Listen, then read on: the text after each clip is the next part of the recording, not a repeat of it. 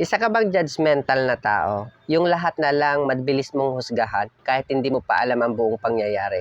Kung isa kang judgmental na tao at mabilis kang humusga, para sa iyo ang video na to. Huwag ninyong husgahan ang iba, para hindi rin kayo husgahan ng Diyos.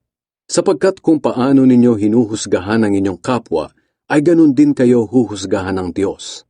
Mga kapatid, kaibigan, iwasan po natin ang husgahan ng bawat isa dahil lahat po tayo nagkakasala at nagkakamali sa pang-araw-araw. Ang Diyos lang ang may karapatan magparusa sa atin dahil siya ay makatarungang Diyos. Kaya kung huhusgahan po natin ang isang tao, siguraduhin po natin na ang ating sarili ay malinis at wala pong ginagawang kasalanan. Pero kung alam po natin na tayo ay guilty din sa mga kasalanan na nagagawa natin, ipagkatiwala po natin sa Diyos ang paghuhusga dahil siya lang po ang may karapatang humusga sa bawat isa sa atin.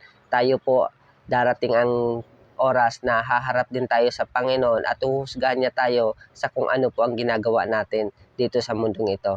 Kaya magtiwala po tayo sa Kanya at patuloy na magpakumbaba dahil balang araw, lahat po ng ginagawa natin, mabuti or masama, isasubmit po natin sa Panginoon at ang Diyos mismo ang maghuhusga sa bawat ginawa ng isang tao.